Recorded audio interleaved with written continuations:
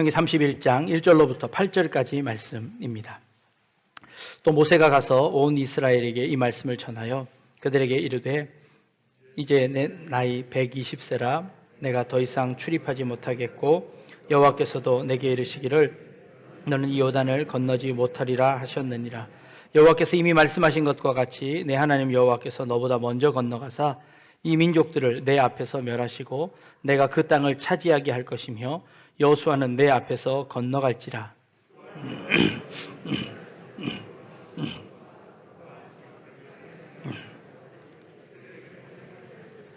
또한 여호와께서 그들을 너희 앞에 넘기시리니 너희는 내가 너희에게 명한 모든 명령대로 그들에게 행할 것이라.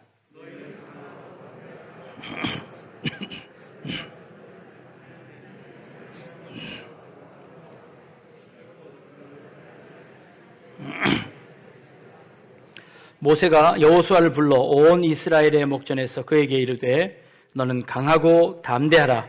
너는 이 백성을 거느리고 여호와께서 그들의 조상에게 주리라고 맹세하신 땅에 들어가서 그들에게 그 땅을 차지하게 하라. 그리하면 여호와 그가 내 앞에서 가시며 너와 함께 하사 너를 떠나지 아니하시며 버리지 아니하시리니 너는 두려워하지 말라 놀라지 말라.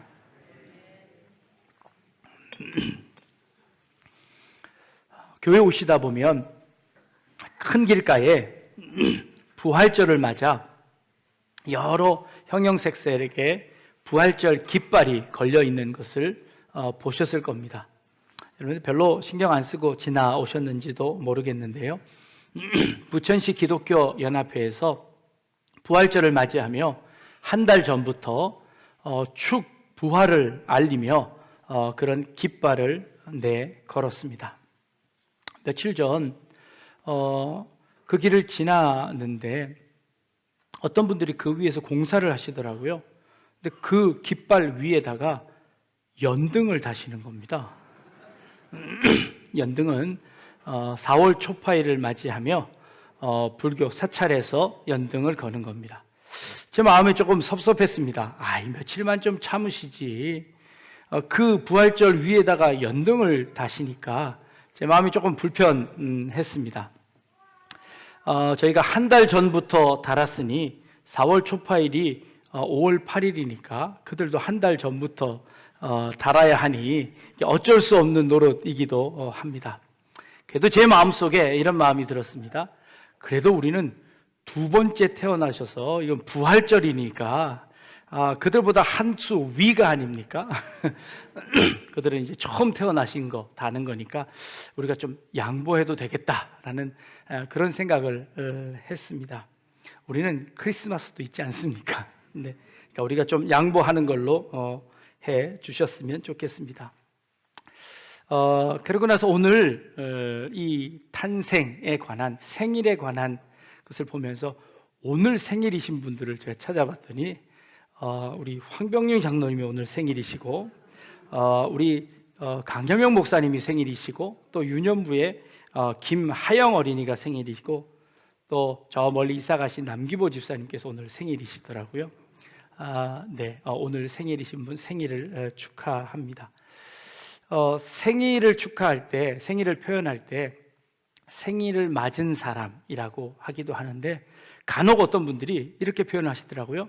생일 당하신 분이라는 표현을 하시더라고요.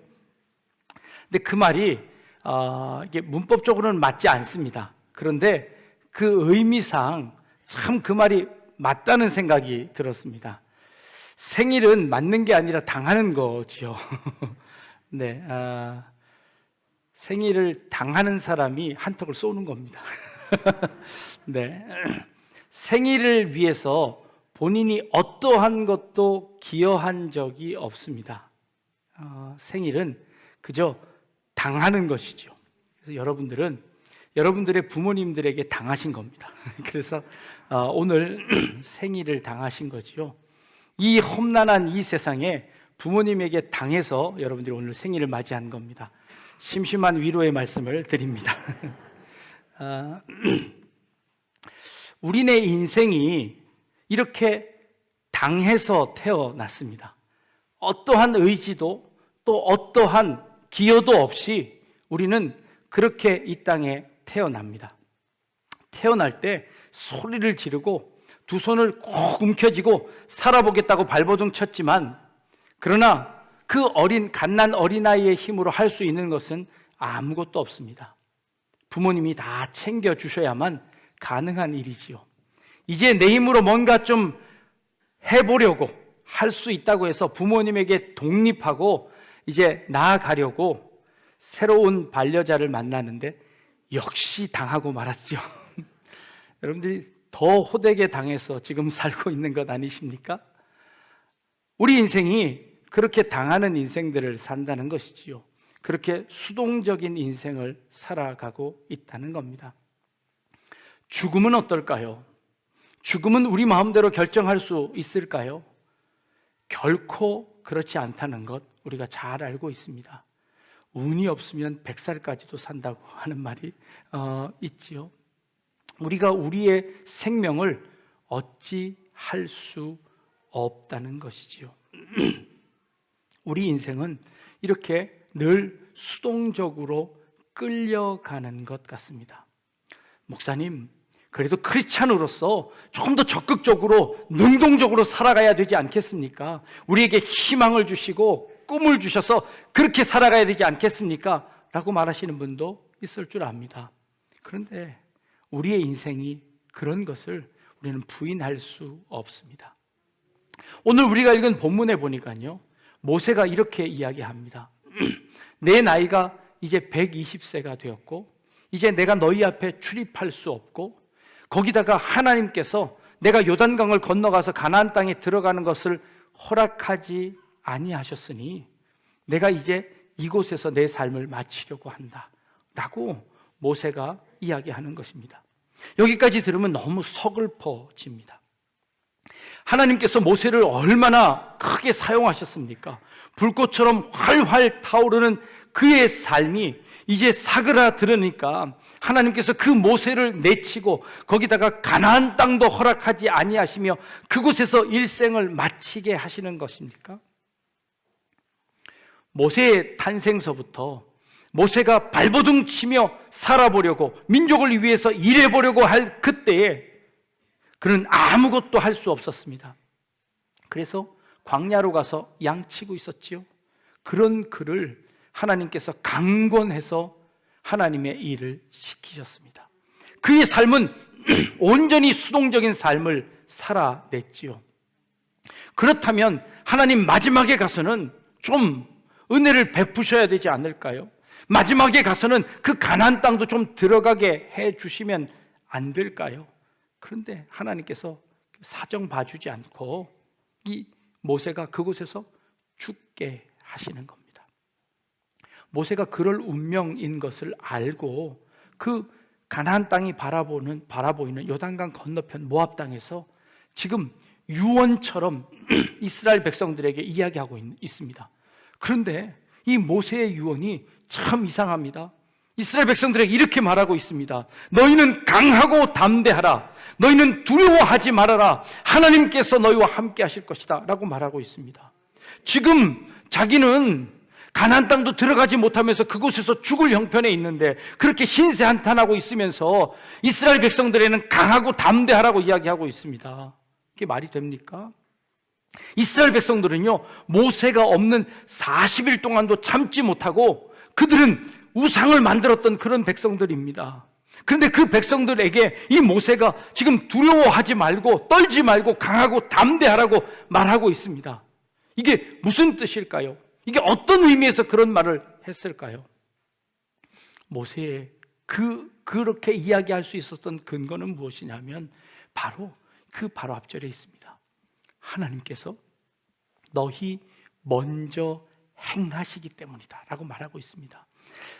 하나님이 먼저 그 땅에 들어가셔서 하나님께서 모든 일을 다 처리해 놓으실 거기 때문에 그렇다고 말하고 있습니다. 하나님께서 그 요단강을 먼저 건너가서 그 모든 족속들을 너희 앞에 무릎 꿇게 하시겠다고 약속하셨습니다. 하나님께서 먼저 가셔서 그 일들을 정리해 놓으시겠다고 약속하셨기 때문입니다. 그렇기 때문에 너희는 두려워하지 말라라고 말씀하시는 겁니다.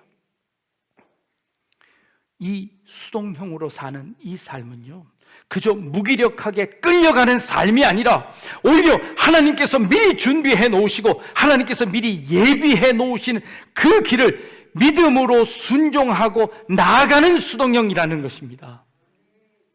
그래서 이 끌려가는 이 삶은요, 무기력한 삶, 포기한 삶이 아니라 오히려 하나님의 은혜에 감사하며 그 하나님의 은혜를 하루하루 확인하면서 나아가는 삶이라고 말씀하고 있는 것입니다. 부활주일입니다. 예수님께서 미리 십자가를 지시고 죽음을 경험하시고 그 죽음을 이기고 부활하셨습니다. 그리고 우리더러 너희들도 나와 같이 부활할 것이라고 약속하셨습니다. 그러니 이제 우리에게 죽음은 더 이상 두려움의 대상이 아니라고 말하는 겁니다. 예수님이 지신 그 십자가가 더 이상 우리에게 아픔이 아니라고 이야기하는 것입니다. 오늘 새벽에 말씀드린 것처럼 예수님이 부활하실 때 그 모습은 십자가에 달리셨던 그 모습 그대로 부활하셨습니다. 조금 더 영화롭고 조금 더 멋진 모습이 아니라 그 상처받은 그 모습 그대로 부활하셨습니다. 그러나 그 상처받고 그 찢긴 그 몸이 오히려 우리에게 큰 영광이고 그것이 오히려 우리에게 큰 은혜라는 것을 깨닫는 것이지요. 주님께서 그 길을 행하셨습니다. 그러기에 우리도 그 길을 따라가는 것입니다. 그것이 성도의 삶이라는 것이지요. 내가 할 수 있는 것 아무것도 없는데요. 아니요. 내가 할 수 있는 것이 아니라 하나님이 다 준비해 놓으셨고 하나님이 먼저 가셨기에 그 길을 우리가 가는 것이다 라고 이야기하는 것입니다. 코로나 3년째입니다. 교회가 참 무기력하게 느껴집니다. 세상 사람들이 이렇게 이야기합니다. 하나님이 능력이 있으면 어떻게 좀 하셔야 되는 것 아닙니까? 하나님이 살아계시다면 이 땅에 전쟁을 좀 없애야 되는 것 아닙니까? 이 땅에 전염병으로 죽어가는 많은 사람들을 하나님이 치료하셔야 되는 것 아닙니까? 라고 이야기합니다. 목사쯤 되면 그래도 하나님이 지켜주셔야 되는 것 아닙니까? 저도 그럴 줄 알았습니다. 그런데 지난주에 그만 코로나에 전염이 되어서 나와서 함께 예배 드릴 수도 없는 그런 지경까지 되어버렸습니다. 아니, 모세도 안 봐주셨는데 제까지 거 봐주겠습니까? 그렇지만요, 우리가 할 수 있는 것 아무것도 없지만 그러나 우리는 믿습니다. 하나님께서 우리의 모든 앞길을 책임져 주실 거라는 것을 믿습니다. 모세가 무기력하게 그렇게 포기하는 것이라고요? 절대 그렇지 않습니다. 모세는 그 백성들에게 강하고 담대할 것을 요구했습니다.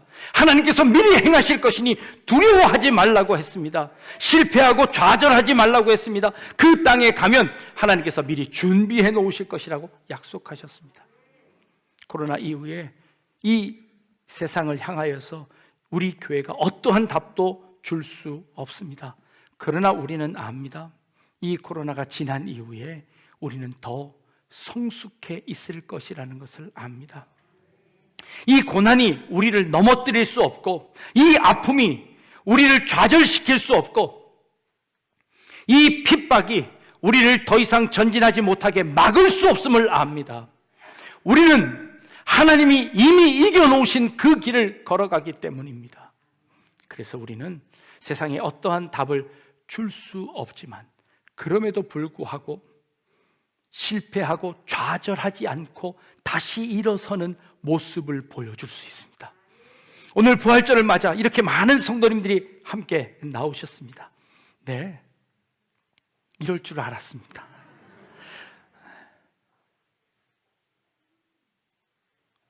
우리는 어떠한 핍박 가운데서도 어떠한 어려움 가운데서도 교회는 무너지지 않습니다.